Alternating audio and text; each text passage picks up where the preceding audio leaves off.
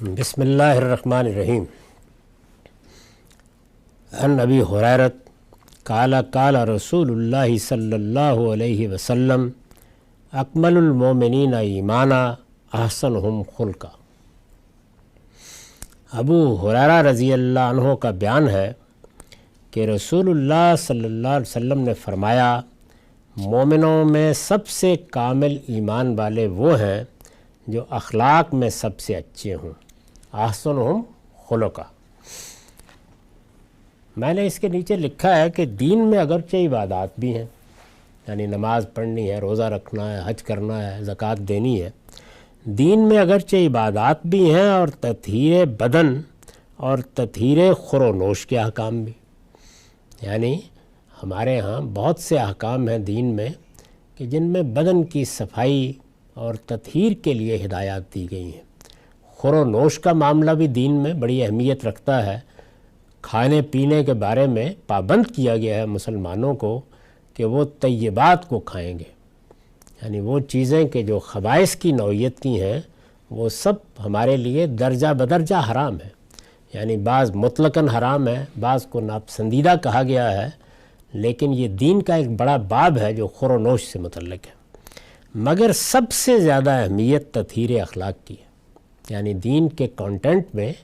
سب سے زیادہ اہمیت، اور یہ آگے جو حدیثیں آ رہی ہیں ان سے بالکل واضح کر دیا ہے اللہ کے پیغمبر نے کہ سب سے زیادہ اہمیت تطہیر اخلاق کی ہے۔ ایمان کا حسن، یعنی ایک تو یہ ہے کہ انسان نے کسی چیز کو مان لیا، اور ایک یہ ہے کہ وہ ماننے کے تقاضے اس طرح پورے کرے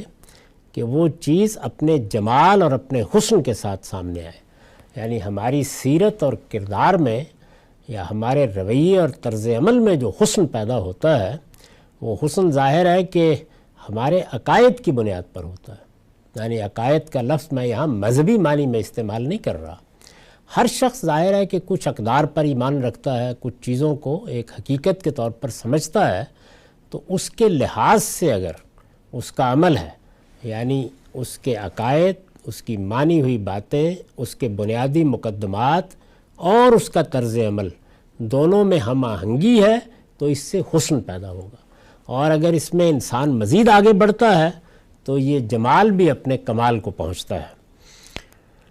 سب سے زیادہ اہمیت تطہیر اخلاق کی ہے۔ ایمان کا حسن اس کے بغیر درجہ کمال کو نہیں پہنچ سکتا، یعنی جو جی چاہے آپ کر لیں، عام زندگی میں بھی دیکھ لیں کہ جب تک انسان اپنے اخلاقی وجود کو پاکیزہ نہیں بناتا تو اس کے